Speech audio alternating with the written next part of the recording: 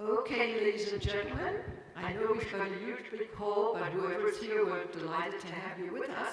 And I think we've got a really exciting panel for you, and I hope that at the end of their presentations, we'll have the opportunity to have you interact with us and see how we can move this whole initiative to the next step.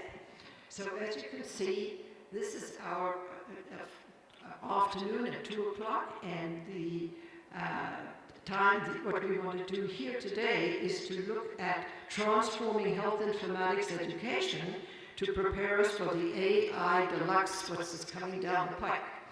We really have the pleasure of having one of the most distinguished and individuals who's contributed so much to the field, not only from a historic point of view in the field of the history of health informatics, but also from his intellectual and his work that he's done for so many years and comes to us from Romania. So I'm going to ask Dr. George Mihalis if he would come forward and start his presentation for us. George, will you join us? And I will sit at the table until you've completed.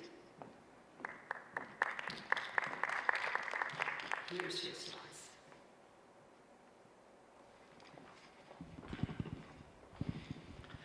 Thank you very much for having this opportunity to, I am accustomed to talk without a microphone to my students, so I usually raise my decibels level. So I'm really honored to have the possibility to share with you some important steps we have done in introducing the course of artificial intelligence to medical students. But before getting into exactly into the topic, let me introduce myself. So I'm Professor George Mihalis at the University of Medicine and Pharmacy in Timișoara, Romania, and I'm happy to mention that I've been in education in medical informatics from the very beginning. We have been able to introduce the course of medical informatics to medical students in 1984 in Romania. It was the first course of medical informatics, and then we have been improving it and developing it during time. I have to say that for starting such a course, I was happy to get the support of some important people, and I would first mention Jan van Bemmel from Erasmus University in Rotterdam. When I wrote him, he sent me not only an article which I have, he had a reprint to send me during that time, but he sent me a series of, he sent me 10 articles and also a detail with the structure of his course. And I'm happy to say that for lectures, we had from the very beginning the structure exactly like Erasmus University in Rotterdam. For practical course, we were not able to do exactly all the same, but it was very good, and it was very important because our university became also the center for preparing the future professors of medical informatics. I'm happy to say that almost all professors in the other centers in Romania teaching medical informatics have been my PhD students.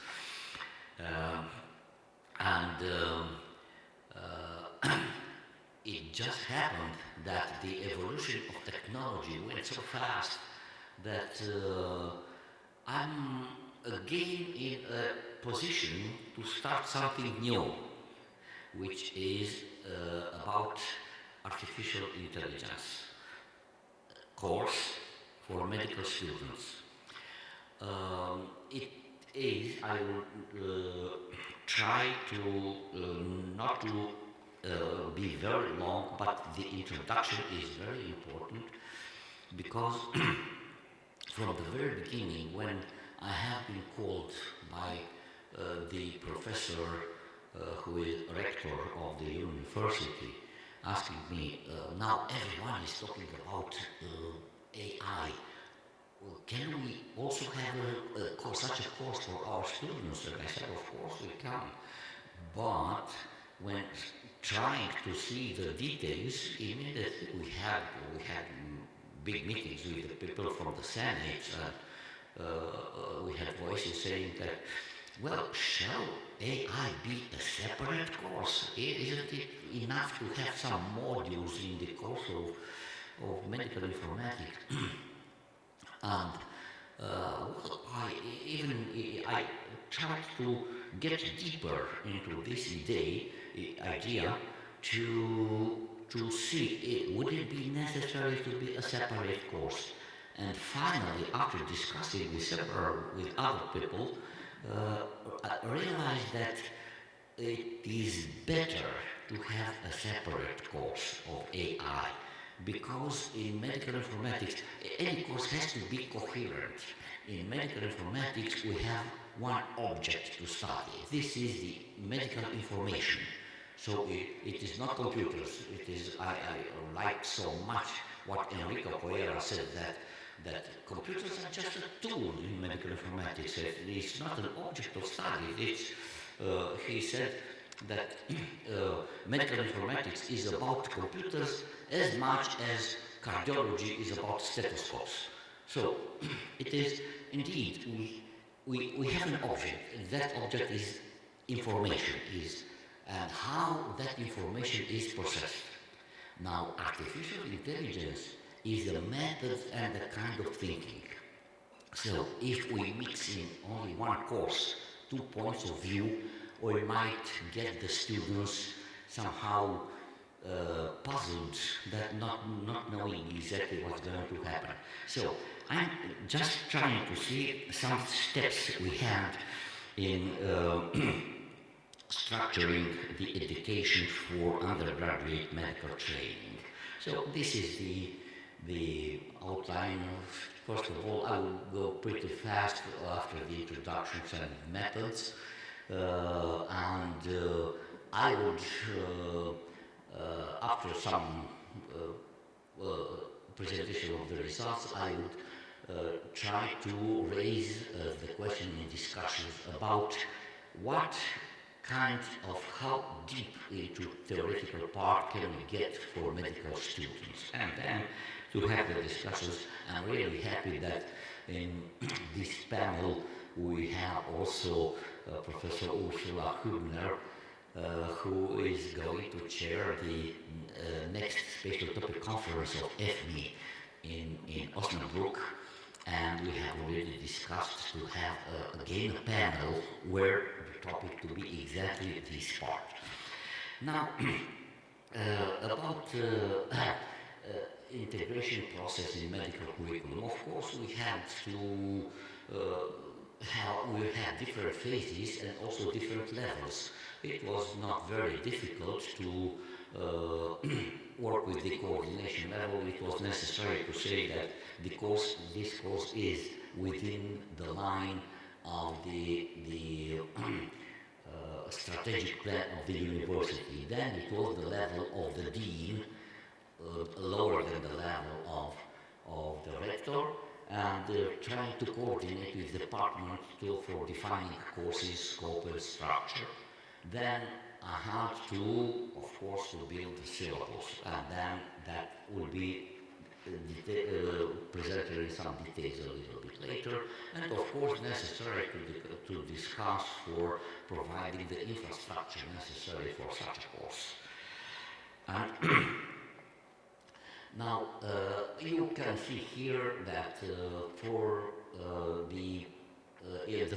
during the first semester we have especially theoretical background, some about reasoning, knowledge representation, knowledge bases, then some machine learning, both classical and neural networks, including also the functioning of perception, some words about natural language processing and generative AI. Second semester was the students were very happy to get now into medical applications, the principles of medical applications for decision support, for image analysis, which is the best developed part of AI applications in medicine, then also to discuss at the end the limits and errors and the ethical and legal issues. Now the discussion we had, I think it took me about 2 months to convince the Senate of the university that for the first semester we need to introduce the theoretical background, because there is, I don't know where it comes. I think from a long time the idea that medical students are, let's say, they do not say directly they're stupid. They don't like mathematics. They hate mathematics indeed. And if you start to teach something like that, that will be something immediately they will reject all those measures. Now, I can tell you that after 2 years of experience in teaching this, that the medical students are not stupid at all. They are able to understand also basic theoretical background which is needed for understanding exactly the applications of artificial intelligence. And why do I insist so much about having that? Because the field is going to develop so fast that if they do not have the basic knowledge, they will not be able to assimilate what's going to come in. It is the applications we present today will be obsolete when they graduate. So they have to be prepared to understand immediately what's going to happen. So this is why I just put in balance the two major views. Conceptualists, which just after it is important to have the theoretical background, and the other, the pragmatists, who said that doctors only need tools, not formulas. And that might be probably developed by the next speakers a little bit, and maybe also in discussions. Now, these are here some arguments which sustain the view of conceptualists, that it is giving deep understanding and so on. Of course, we have weak points, like some complexity barrier, it's also time consuming, but for the pragmatist view, they have good arguments for sustaining, but the weak points are superficial understanding, vulnerability to high, poor adaptability. So I think these are so important. We have to take care to consider that. From our experience, that we had to detect which are the most difficult subjects, to redesign the presentations, and this is from our experience. I had just to emphasize the difference between connectionist and cognitive approach, about some details about ontologies and perceptions, and that is necessary always to have a permanent feedback from the students. So I took here some words that the difference between theory and practice is larger in practice than in theory. So as my final conclusion, of course we need a good balance between theory and application, but from my experience, there is no topic which is too hard. If you can have only either unmotivated students or uninspired teachers. Thank you very much.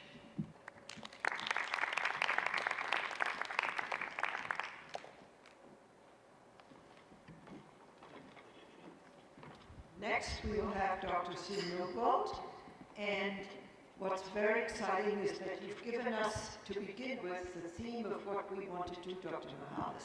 You've given us a wonderful background as to where we need to reach and where we will be going as we integrate this whole new concept of artificial intelligence with the good and the bad and the ugly also being addressed and having to be key. So to get to where we are, we're going now to the very beginnings as to where do we have to start to be able to get to where you are. So would you introduce yourself, please, Dr. Newbold? Thank you very much. I am Susan Newbold. My name's not on the program, but now you know my name and my picture. I serve as the director of the Nursing Informatics Boot Camp, which is a 2-day continuing education event. I'm a fellow in several societies. One is HIMSS, Healthcare Informatics, also AMIA, American Medical Informatics Association, as well as the American Academy of Nursing. So I'm quite proud of that. One of my accomplishments from the past is that I started a nursing informatics group 40 years ago in the U.S. It was mostly based in the U.S., but we had international ties as well. Now it is called the American Nurses Association, American Nursing Informatics Association.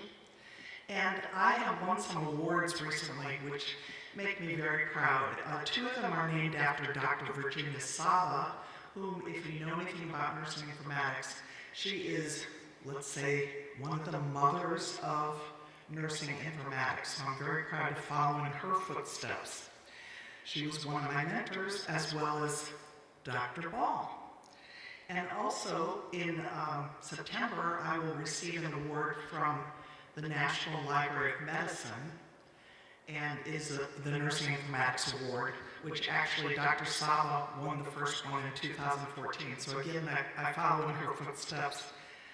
And my email is listed because I am the queen of networking, let's put it that way. So feel free to email me if you have any further questions.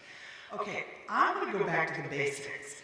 So I mentioned that I've taught continuing education for nurses since like about 1995.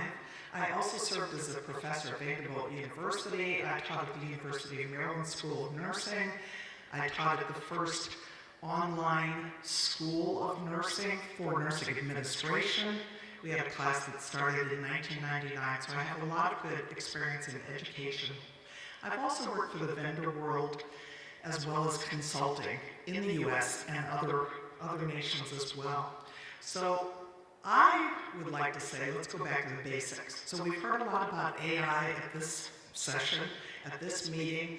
I've been to HIMSS, they talk AI. I've been to Summer Institute in Nursing Informatics, virtually, they talk AI. AMIA, AI. I'm just like getting a headache, AI headache, I think. Because I think we need to go back to the basics. Not all nurses know the basics, and just because someone can text doesn't mean they know how to enter data into an EHR and understand what that means.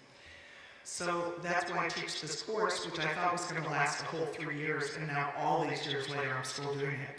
So here's some questions I have. What are the essentials that specifically nurses need to know? I am a nurse, so of course I bring that up.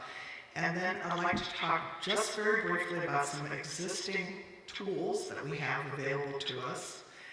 Also, I think about the nursing informatics and our leaders, because our leaders need to know why we're valuable as informatics nurses. So sometimes we have to prove that, and we prove that with data. I think about how do we integrate informatics into the curricula. And a lot of schools of nursing in the U.S. have courses, but they're standalone courses in informatics. And we really need to work harder at integrating informatics into every course. And then we do need to think about emerging technologies such as artificial intelligence and how do we integrate that into our programs. So we have some resources, and these are mostly U.S. resources, but some of them are actually free to use. We have a yearly nursing knowledge big data science conference. There are proceedings from these conferences that are available on the web. It is sponsored by the University of Minnesota. And if you can't come in person, there are resources available to you. We have nursing faculty competencies, and that is so important because who's going to be teaching about nursing informatics with the faculty? A lot of the faculty members these days, average age is like above 55 do not know about informatics or run the other way when they learn they have to teach or integrate informatics. In the U.S., we have the American Association of Colleges of Nursing, and they have created essentials for nursing informatics, competencies that are essentials. That's well and good, that's great. But now the faculty members are sweating over trying to integrate these competencies into practice and into the curriculum. And they don't know. So one of my goals is to try to help teach faculty. Okay, so the American Association of Colleges of Nursing accredit nursing schools, not all the nursing schools, but they accredit nursing schools in the U.S., so we have to pay attention to those competencies. And then we have the scope and standards of nursing informatics practice, which is our guideline. And this is just an example of the IAHSI competencies that came into being maybe a year and a half ago. And on the left side are the entry-level competencies for the undergraduate nurse. And on the right-hand side are the competencies for the advanced practice nurse. So we do have competencies that many, many people follow. We just have to figure out how to teach to these competencies. We also have a great source called the Scope and Standards of Nursing Informatics Practice. This is in the 3rd edition. It's available online as well as hard copy. It offers a new definition of nursing informatics. It's not the India nursing informatics definition, but it is a nice definition of nursing informatics. It has standards that reflect competencies for not just informatics nurses, but all nurses. So I think in my head, how can some of these skills transfer to other countries as well? And I think they have. When I think about lessons learned, this document is updated every 5 years. Well, it's outdated already. It came out in 2022, and there's some aspects that already need to be updated, like artificial intelligence, for example. Okay, so there is a certification based out of the U.S. It is an international certification in nursing informatics, so you might be interested in that. Here are the 3 major topic areas. So that's why I say we have to go back to the basics. We do have to understand the basics before we can go on. We have to learn to walk before we run. So we talk about foundations of practice, the system design life cycle, and data management and healthcare technology. And we have a 5-page concentrated list of these topics. And I think they are very good topics. You could use them if you're creating a course in nursing informatics and make sure you address all these topics. Excuse me. Okay, I did mention there is an international certification. So the course I teach can be used by nurses not seeking certification, but also if you want to be certified in nursing informatics, you can please take my course. But also there is certification available to anyone who is technically near a prometric center. Your license and your degree has to be verified for equivalency by True Merit. It was formerly the CGFNS, but now it's called True Merit. So you have to be located near a test center. There are test centers all over the world. And here's some more information. And then I leave you with some references for some of these topics that I just talked about. So my plea here is, let's get to the basics first, then we can talk about AI. Thank you, Sue. So she has now laid the foundation, which is perfect for our next speaker. Sue, thank you. So Dari, if we could have you look, because he's going to look at AI knows no boundaries, and then to look at upscaling and also being able to have the skills to be a global health informatician in the workforce.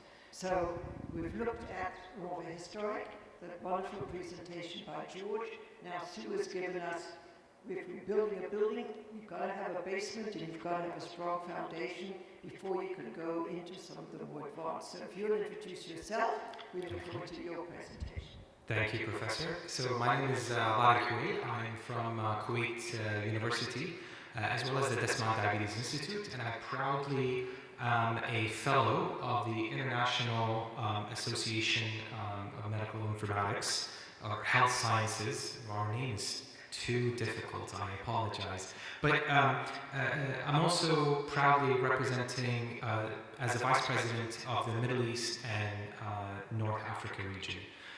It is a great pleasure and honor. I feel truly humbled. You have the experts. I'm the least one. But maybe that is to my advantage because, maybe I'll bring, just a different perspective here. And I like the approach of probably what I'll be presenting is more, not necessarily comprehensive per se, but as a discussion starter and from a pragmatic point of view, as Professor George alluded to. So, just a couple of disclosures, nothing, to disclose here. My views are my own, and unless otherwise stated, I borrowed the images from Google, so all the copyrights remain with their owners.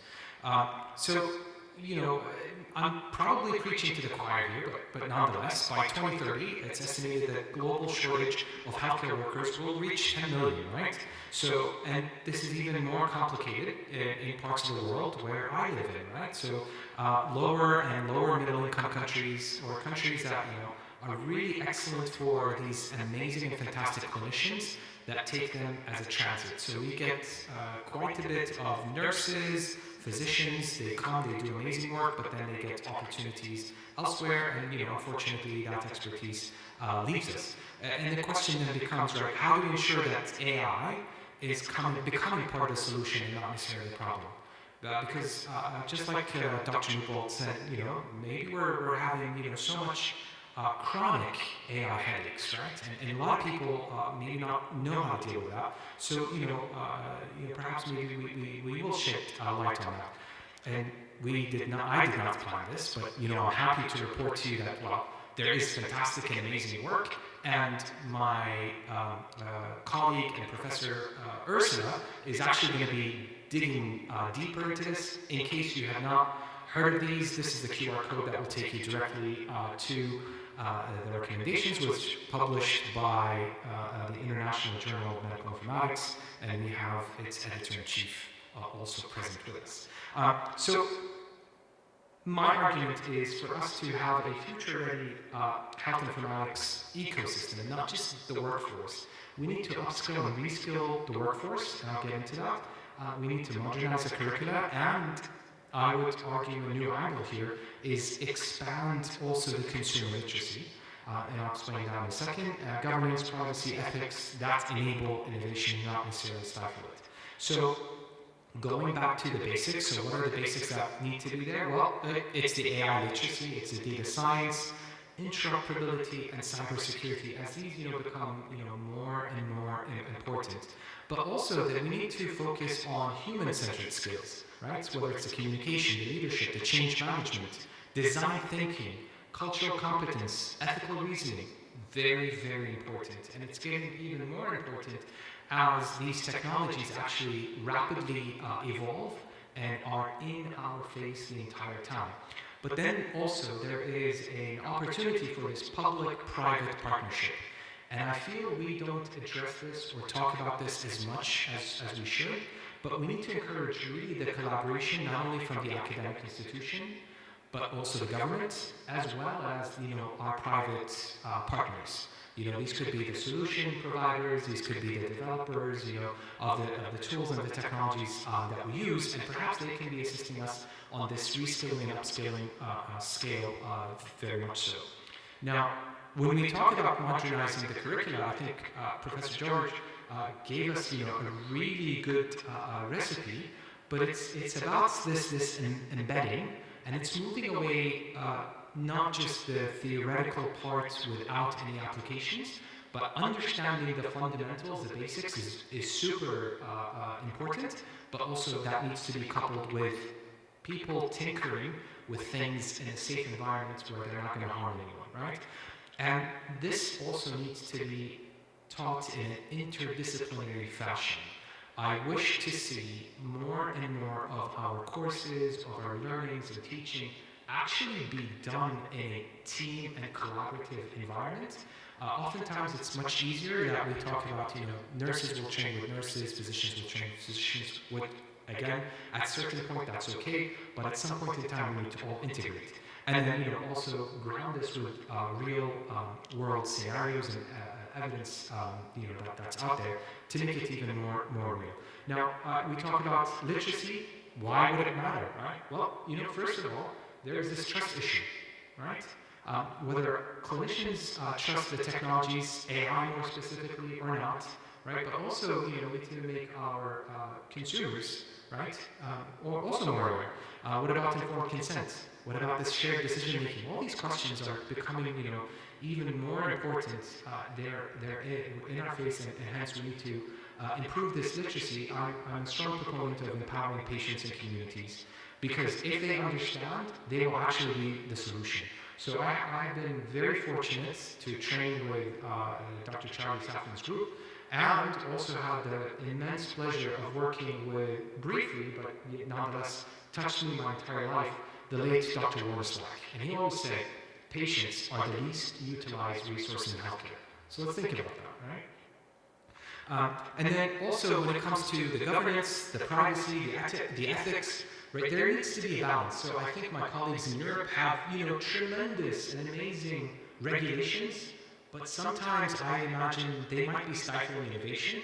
On the other hand, there might be other jurisdictions where that's not the case, and it's a free-for-all, and that's also scary, right? So there needs to be a happy medium and a happy balance where it's transparent, inclusive, and adaptive, right? Because we need to balance all of this. So, I try to, and maybe this is not appropriate, maybe you can disagree with me, think otherwise, but short-term, medium-term, and long-term, whether, the micro-credentials could work, right, and hopefully have some recognition by the governing bodies, literacy campaigns.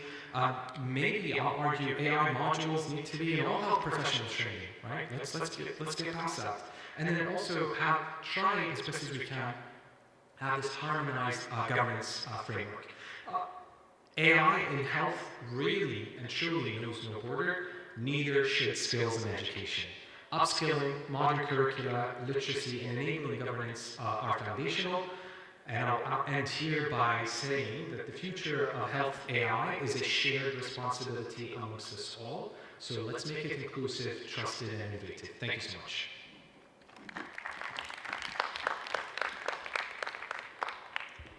I think what we see now is three different presentations from different layers of the cake, shall we say.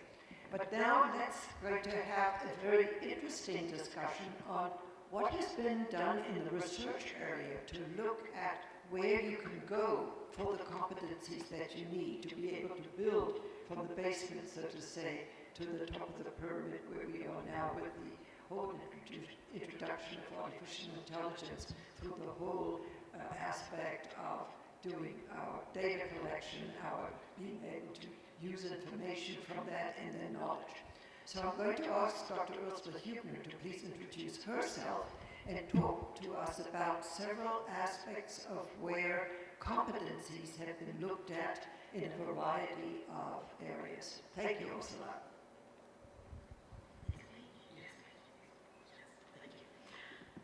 So thank you very much for the kind introduction. My name is Ursula Hübner. I'm a professor at the University of Applied Sciences in Osnabrück, Germany, and my subjects are medical and health informatics as well as quantitative methods, so I'm sitting in between informatics and statistics, and well, that brings me to AI. But today I would like to wrap up this presentations of the IAHSI panel before we then go into the discussion with the perspective of organizations, scientific organizations, and therefore I'd like to start with the perspective of INEA.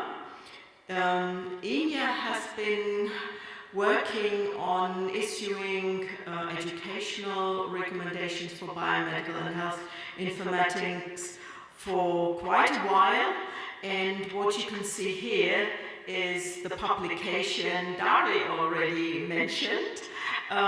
It is the second version of the recommendations published in 2023, and you see here all the people who contributed, and maybe not all are on the list of the authors and more were in the background. Jen Bitchell-Findley led this group, and I had the honor to be part of it. Now, this is a very huge and rich document in various terms with regard to its goals, because its intention is to support program development, things all the faculties are looking for, but it's also workforce certification, so that's in the arena of continuing education, as well as program accreditation. So quite a large scope, and it's also diverse with regard to its target roles in terms of the users. It addresses the users, so mainly health care professionals, but also from other areas. But let's stay with healthcare professionals. Then the generalists, so those who are enabling users to use the technology in various forms, and the biomedical and health specialists. So all the three roles are covered. And then these recommendations also address various academic levels. So they address the bachelor's level, master's level, and the PhD level, and they also reach out into the area of continuing education, and with this into workforce development. And both from the perspective of the users, so those who are using it and those who are trying to help the users to adopt it, the generalists, as well as the specialists. There are various recommendations concerning either tracks within the program or an entire curriculum. So very, very comprehensive, and also looking at it for different fields in biomedical and health informatics, because we are rather large, so it addresses the core part, but also health information management, which is very closely associated with us. Let me see if there is... Yeah, and here you see how broad our field is. I mean, I need not tell you, but it's we are sitting in the middle of a group of other fields with whom we are cooperating and collaborating. And you see in the more transparent field, you see in this circle, you see the overlap with other fields, and a good reason to cooperate with these other disciplines.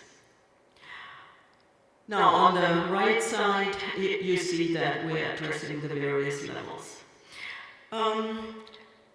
Yesterday, I had a look again at these recommendations, and I searched for the terms data analytics, machine learning, and deep learning. And these words appeared in the document, of course. But they appeared as examples. So you could use, for example, machine learning. You could use, for example, deep learning in these fields. So, although these recommendations are very good, they certainly need an update, and Inya is aware of this. And it's really surprising. You might say, okay, when are these recommendations were issued? They were issued in 2023, but all the work was done before, and it was before the time when generative AI became so at the forefront of our attention and really captured everybody's interest. So the need is to integrate AI into these recommendations, and this is what will be done in the next couple of months and in the next year. Let me also show you another example of recommendations. That's the Tiger educational recommendations. Tiger stands for Technology Integrating Education Reform, Guiding Reform, and we are very fortunate to have the mother of Tiger with us, Mary Wall. Tiger is not a scientific association, although it comprises many scientists, but it is a grassroots initiative started in 26 and looks at a field from the perspective of academia, industry, users, so it combines many views. Now, Tiger had several documents, and I would like to focus on one document that is the one on the educational recommendation framework of health informatics, and this one has been published in 2018, so quite a while ago, and it has been published in Methods of Information Medicine, so it's also open access, so please have a look at it. Now, it follows a certain methodology, which I just briefly mentioned, which tries to combine the global and the local perspective, the global through a survey and workshops, and the local perspective through case studies. And the framework itself then focuses also on roles, which are a little bit different than the ones of the INEA recommendations. This methodology served to be as the foundation for the first version of the recommendations, but now also serves as the basis for the update, the second version. And let me share very briefly the first results, mainly the results of the survey. So we asked people worldwide, mainly from nursing, but also covering other healthcare professionals, how they rate the relevance of 43 competence areas, core competence areas, what we call it. And so we have a profile for all the different roles, and quite interesting what all these roles share is a high ranking of the competency of basic computer literacy. So this goes back to what our colleague Susan Newell has been reporting, and it was quite surprising for us. We didn't really expect it to be. And the second one was on ethics and legal issues and solutions for health informatics, so very much general, and it could become both together the foundation of something that serves as the common theme for all other specializations that then can be derived from these recommendations. Now, this is very preliminary, and I would like to stop at that point and open the discussion, respectively hand over to Maribor to start the discussion on our thrilling topic. Thank you very much.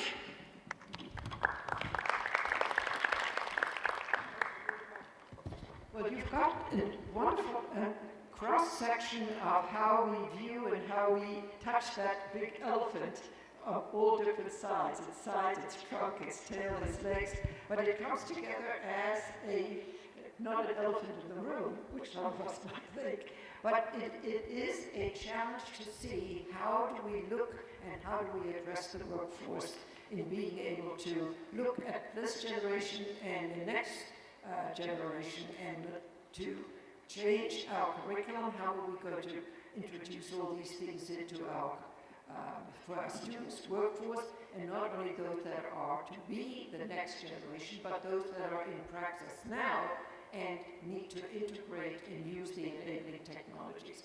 Is there a possibility to turn all the lights on, because we're going to involve our audience now, because the most important thing is we have, as you see, a collection of really knowledgeable and people who have grappled with this issue now, some for 50 years, and some for me even longer.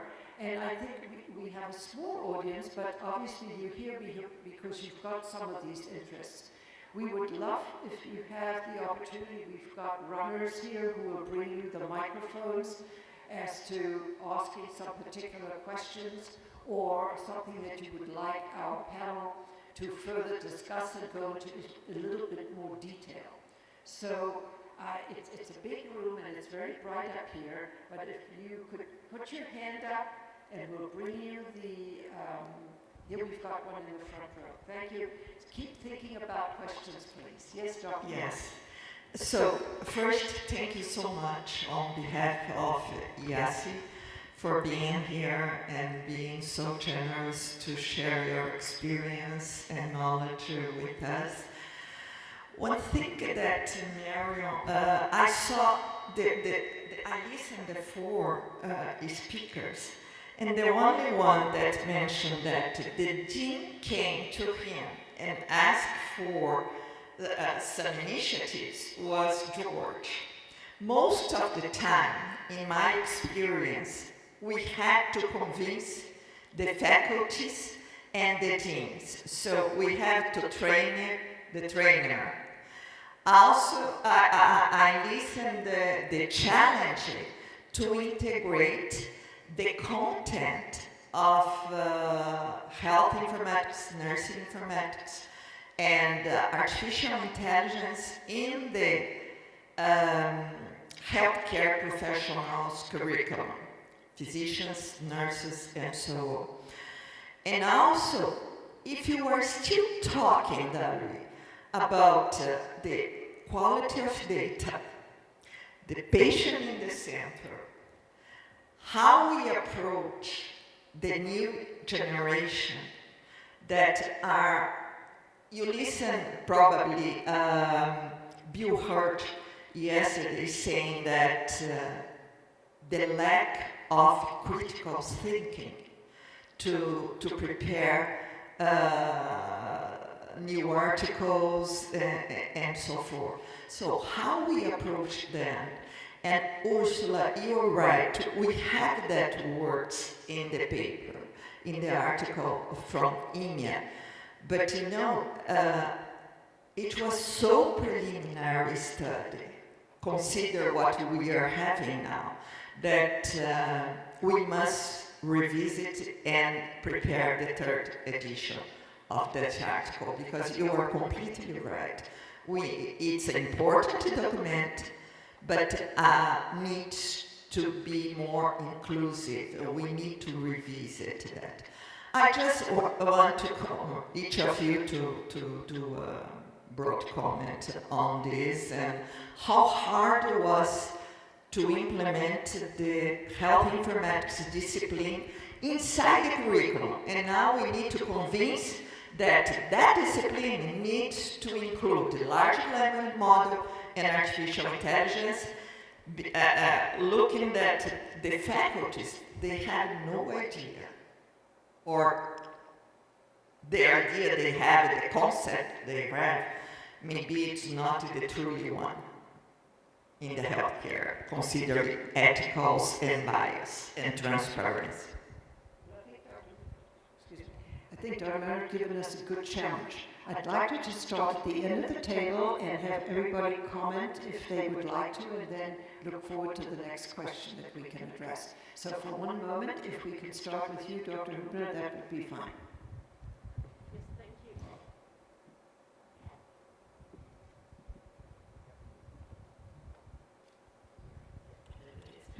you. Thank you, Emma. I would like to pick up your comment on the INEA recommendations, and it is another challenge. It's not an update, actually. It is more than an update because it has to include new perspectives such as you mentioned, critical thinking, also evaluating tools, and thinking about the trustworthiness of tools. Also in terms of thinking about what are the best users of these tools, because not every, it's not one size fits for all. So is it really the ones who just got started that are going to use these tools, or is it also the more experienced ones, and what are the risks and what are the chances? So it's really more than an update, I think. The more and more I think about it, it's going to be a big thing, but INEA will certainly reach out to you to capture your insights and vision. Thank you for the question and comments. And I think just to follow up on that, in terms of the recommendations, I wish that these recommendations become more of a living document rather than our traditional way of thinking of here's a publication, it was received, reviewed, published, but rather like on a timely basis, it gets updated, you hear back from everyone. Now, on the critical thinking, I think that's kind of where I was going towards. I think it's not only about the technical skills per se, and technical, whatever that could be, whether it's IT or non-IT, but I think we need to get people thinking along those lines. One challenge I, probably failed to mention is, and it goes back to how you started, right? So we usually go and have to argue versus, maybe in other places, they were solicited to provide some of this education.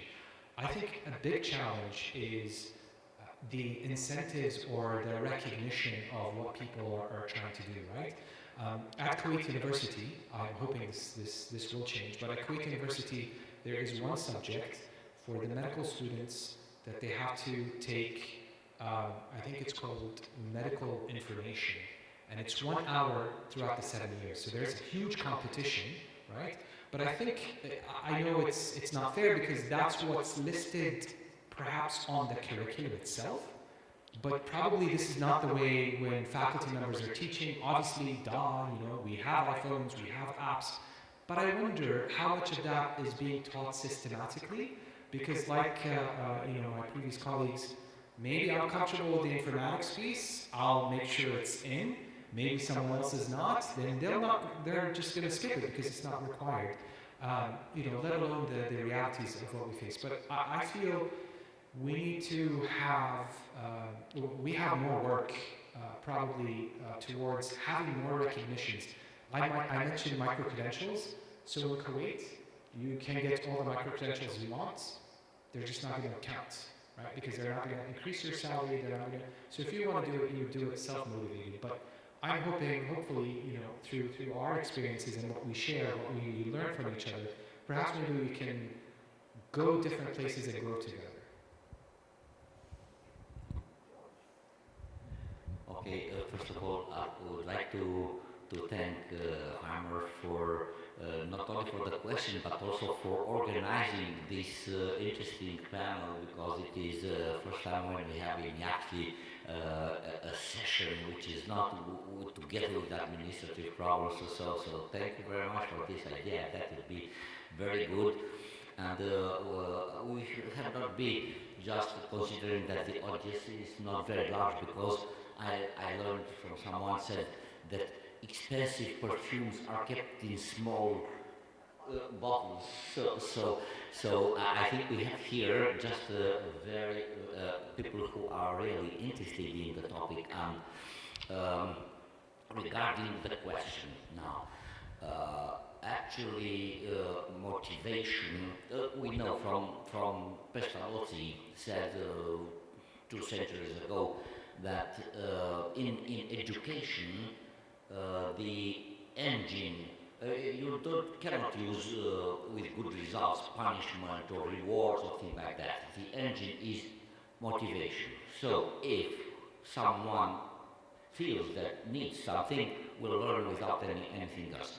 And now we have 2 layers of motivation. First of all, in order to improve the assimilation of this new knowledge, we have to motivate students and motivate the staff of the faculties, so which is I think that actually that is first,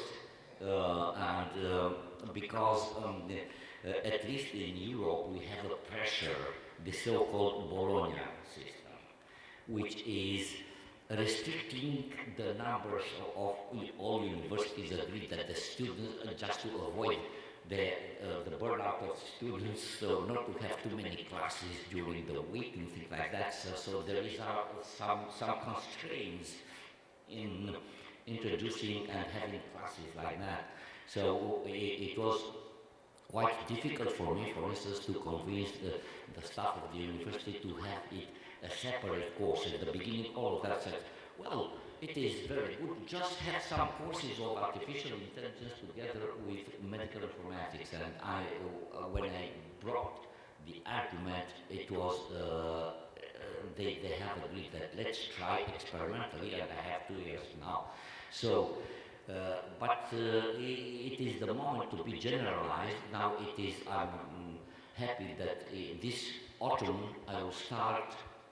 This course will be extended also for resident doctors, and will continue because the students are easier motivated, because now it is artificial intelligence is like a spice. You can use it in a little bit of it is very good, appropriate in anything, and all students, they want to learn. They are more receptive than the staff in doing that. So I think that if we find the right methods, and the right methods would be just to convince them, I can tell you I'm not very happy. I'm probably not a university is a different situation, but at least in my university, I think that more than half of the staff do not know exactly. They have just superficial view of what artificial intelligence is trying to do. They are so busy. They are very good professionals. So I am not saying that they don't want to do. But the profession now, it is so tight, for their problem. They do not have time enough to reach to the.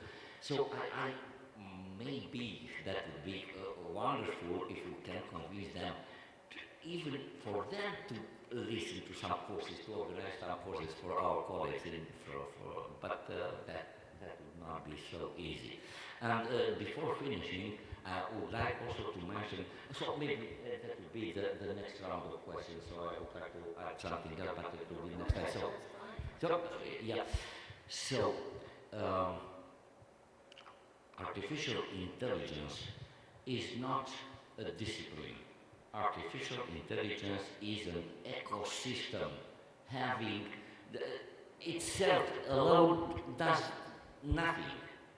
Only if related. We have to relate, not only with students. We have to see exactly how it is propagated from patients to pharmacy to the management. Everything is related. So for the moment, we are just having some isolated spots of applications. We have just to. It will take a couple of years, probably not more than that, because it's going pretty fast.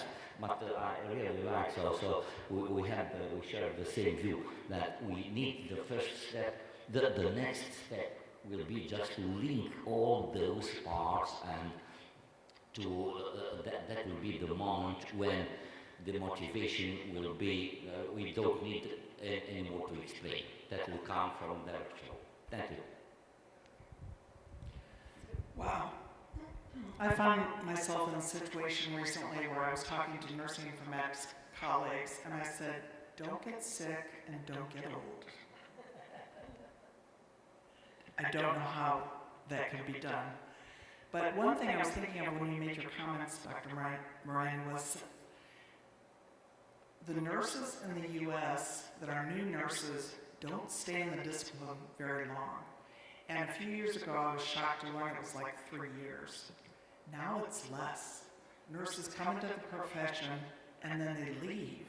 So my thought is like, how do we integrate technology and informatics and AI in such a short period of time? I know there's some successes, like we talk about documentation burnout, burden and burnout. And there's organizations that are addressing this and sharing those ideas, thank goodness. But we really have to think about these new nurses and why do they leave the profession?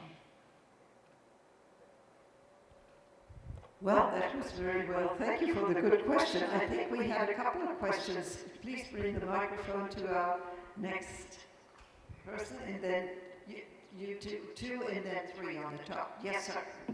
Hi, thank you very much. Philip Scott from the UK. First of all, I'd like to say how helpful the IMEA recommendations are. I had my course accredited by EFME against the IMEA criteria, and the whole process was extremely helpful and constructive. So, first of all, thank you for having those recommendations. They're very, very good, and I very much look forward to the next iteration of that. 2 points I wanted to make really. One is about the level of AI knowledge and education that clinicians need, and at what point in their education they need it. Because there is a minority of clinicians who need an in-depth understanding, the ones who become clinical entrepreneurs, or they do intensive research, or they go off to work for industry. Whereas the vast majority, I think George's comment applies, that they need a tool, not a formula. They just need to know about it, and they need to know some of the parameters. And coming back to critical thinking, they need to know the right questions to ask to decide whether a particular tool is trustworthy or reliable or safe to use in clinical practice. And the other point then is about when the education happens, because it's not just medical school, nursing school, it's also continuing education when people come back mid-career. So my course is mostly mid-career, taking your point about short careers, but we have people who've been nurses for decades, or doctors for decades, or pharmacists for decades, who then come back for digital education mid-career, where they need a kind of an intermediate level understanding. They've got companies trying to sell them products. Are those products regulated? Are they safe? Are they going to do the job they're supposed to do? So that's a kind of different target. So I just welcome your thoughts on the range of times when education can happen and the range of levels of education that we need to offer. Who of you at the table would like to address that? Thank you. Well, I can have a go. It's because it's a very interesting and important question. And with regard to AI, it's difficult to say. We have to gain more experience. With regard to the greater environment of AI, including critical thinking, looking at accuracy, validating AI tools, or the fact that they need to be validated very thoroughly, that they have to comply with regulations, etc. I think this can be implanted into the brains of our students very early on. Thanks, Scott. So I think I feel there should be a bare minimum or a minimum set of, let's say, competencies that any student or any professional should have. But we also need to make sure to allow for those that want to go and explore more, learn more, have a deeper dive, that we're able, to offer that to them and to address that. I mean, I'm also thinking, that this should probably be, at least, especially the critical thinking part, even without trying to not without deeply understanding the technicalities behind it, but definitely the critical thinking part. I even want to say, why aren't we teaching this to middle school children, right? So if they're going to go out to ChatGPT and ask for medical advice, right? How you as a clinician, when you see that individual that did something and maybe the LLM hallucinated and they did something wrong, how are you able to interact with them? Are you going to say, no, shame on you, you shouldn't be doing this? And we go back to the times of, well, I read this on Google, right? So now we have just a different version of that. But rather than, shunning away people, I think we need to invite them. But there needs to be, and I don't know what that is, but a bare minimum that we all can agree on. And, maybe to Professor Mihal's point, even with the people that need to support us, right, the administrators, the policymakers, all these people, because that understanding hopefully will eliminate or alleviate some of the misconceptions. It is indeed something which now reminded me about one of the experiences I had with my students. During the first year of study, at the end of the second semester, after having the medical applications, they had to prepare a project. And they prepared a list of topics, and they could choose a topic and use any generative model. Most of them use ChatGPT, some of them Gemini, and I was surprised that at the end I got very heterogeneous results. Some of them had a project of 1 page with blah blah, only general things. Others had details with pictures, with references structured in chapters and so on.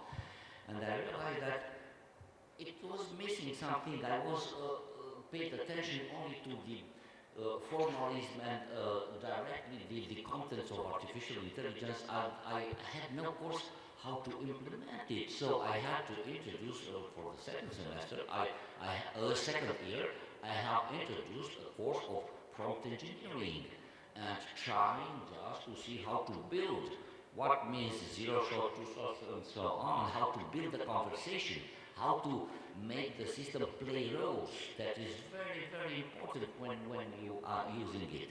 And you know, the results were completely, they raised very, very much, and not only that, I taught them how to make the system have hallucinations. If you understand, if you teach the natural language processing, if they understand a little bit about what happens after tokenization, and that when it is building the context, the context window. If you fill the context window with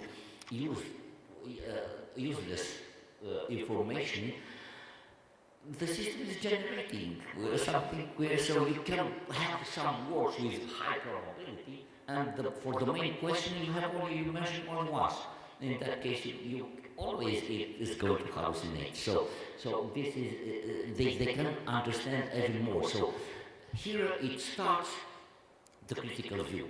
So because I have students, undergraduate students at the very beginning, so they had no yet methodology of scientific research. So no one before me put them to have a critical view of something. So they do not have a critical view on articles yet, but they can have a critical view of the response of ChatGPT. So I think that would be a very good experience. Please, could you see the hand up over there? And we've got two coming up. You see, I know it's a, I really get fit here. Get the microphone away. And then the other one, stay up there because the next one is behind you. But there's one down here too? Okay, so please, go ahead. Many questions we have here today. So I'm Luke Flanagan, I'm from the Berlin Institute of Health at Charité. I was having this conversation with Marianne and Ursula at the end of the previous session where we were discussing how do you validate technology, particularly AI technology that is coming out at such a rapid pace. I don't really think we can really expect your average nurse to know what tools are good to use, safe to use, transparent, trustworthy.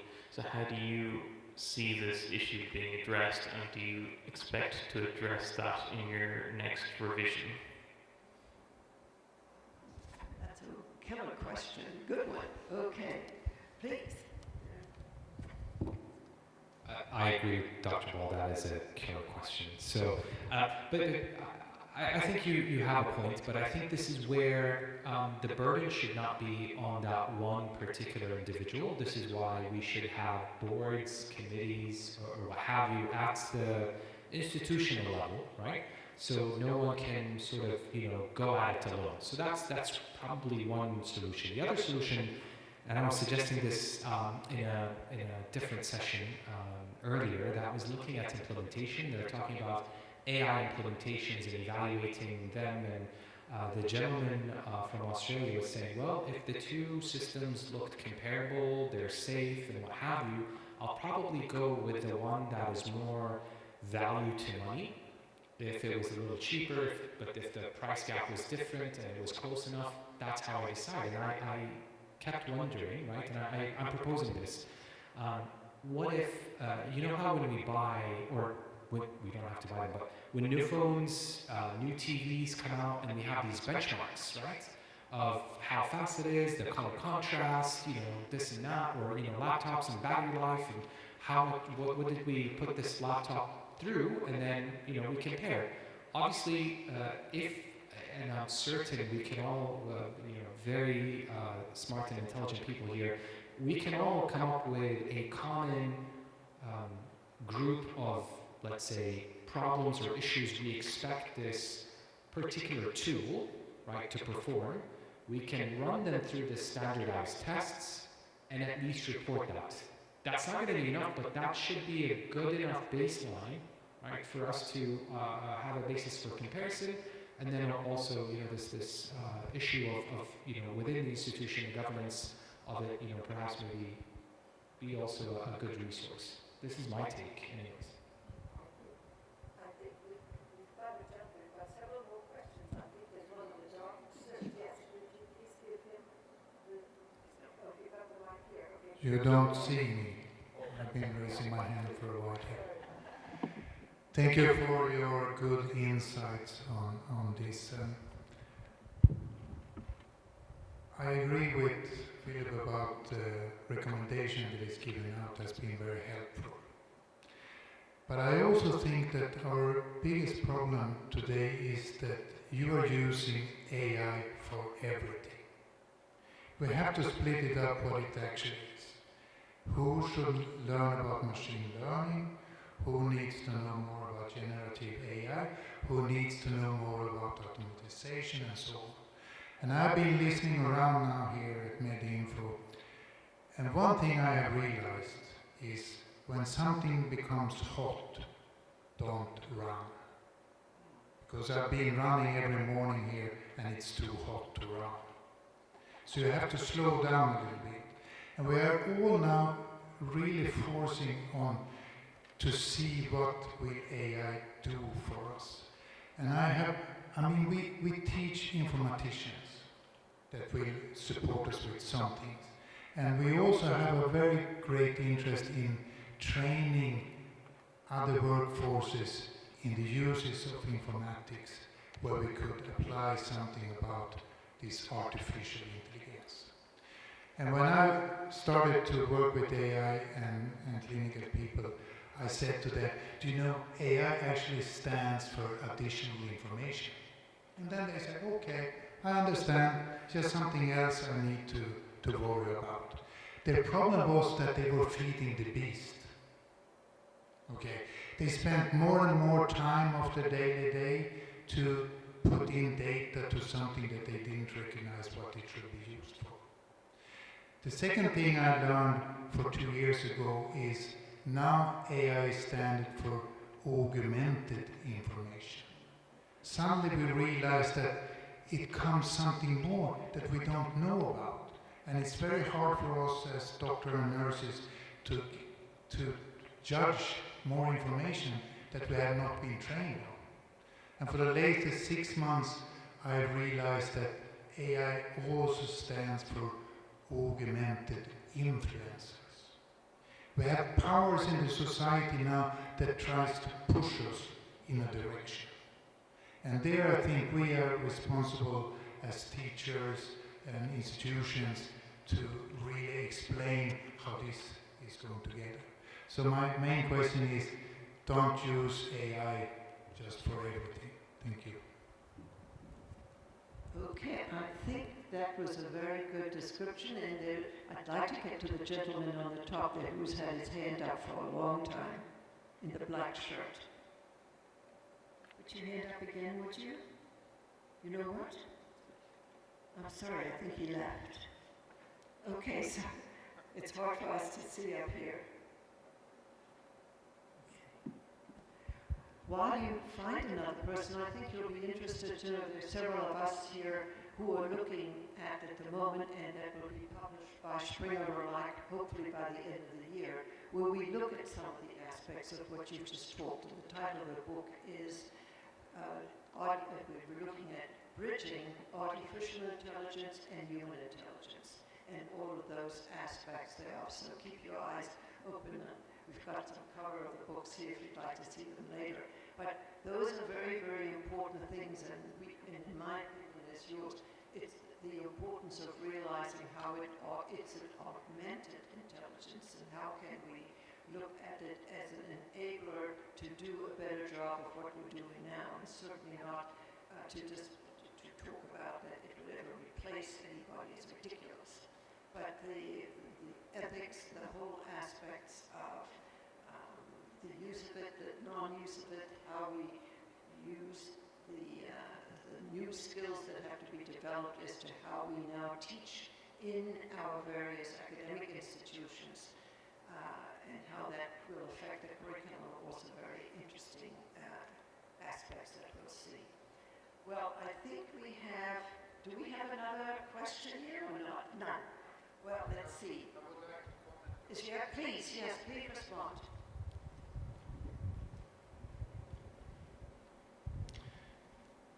I think you're totally right there, but I also like your saying back to basics. And most of the things we do as nurses and doctors doesn't need AI. We have to remember that most of the things, it's such a small part of our daily life when it comes to treating and diagnosis and so on that we need AI for. But we need AI for our daily work around. The logistics, the automatization, the easiness of things. So that's something I sometimes think we miss in the debate or in the discussion.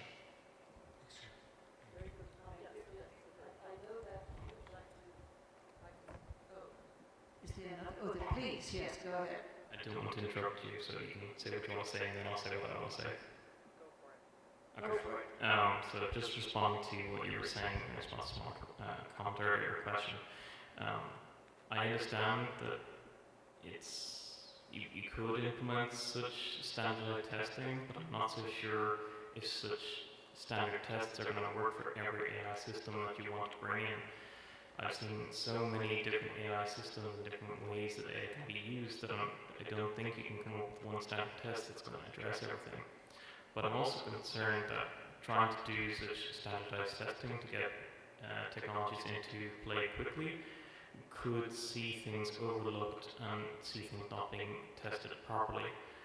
So I have originally a background in microbiology and pharmacology, virology and all that, and I know that clinical trials for drugs that we bring into the medical settings can take decades to be properly trialed and to be brought into clinical practice. But we're seeing AI being brought into the clinical setting after a year or 2 years, often, or I think often without enough sufficient testing, and that really worries me, but I don't really see a lot of that worry among other groups. And not only do I worry about how that could have impacts on the patient, I'm also concerned for the nurses who maybe could become liable if they decide, or if the management decides to implement a technology that hasn't been tested well enough, hasn't been verified. And I think that's an issue, but I'm not a nurse, so tell me your perspectives. Not only is it potentially dangerous to the patient, and yeah, I think the patient, the nurse can be liable, and there's some ethics issues about that. Who is liable? Is it the developer of the technology, the nurse who's choosing to implement it, or institutional management, or who? Yeah. Well, I could comment on what you said. I think it is not advisable to use a standard testing protocol to be applied to AI products. There's one thing, we have to follow the regulations in our various regions and jurisdictions. And with regard to validation, I think MedInfo is a great platform to identify persons who are interested in validating their models at a larger scale, so that we come together and identify those who are working in a certain environment and topic and want to share their data and use these data for validation. I think this would be a great achievement that could come out of such networkings we are practicing at conferences like MedInfo and also within IAHSI. I think we're coming to the end, and I would like to ask our panelists if they would have one final something they would like to say, and then we will adjourn. So, Ursula, I think we start with you, and we'll go down the line, and appreciate it. Well, I actually said that already with regard to MedInfo, and I only can repeat it. So I hand over to Dari. Thank you. Definitely, this is the grand opportunity that we get to do, and very humbled to be here, and thank you for the opportunity.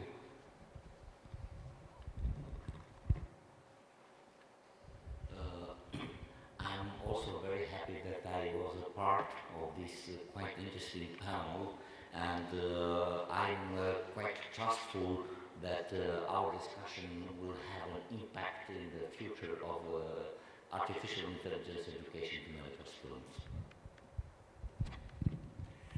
Well, I told my husband I was going to stop coming to these conferences when I no longer learned anything. But the audience has challenged me, especially in the area of liability and ethics. And I have them as items, line items in my course, and I really have to think more about how AI impacts this. And it's a little bit scary, but a little bit exciting too. So let's go back to the basics. And I would like to take this opportunity to also thank our support staff and our runners for having helped us. So, ladies and gentlemen, thank you for coming, and this session is closed. Thank you.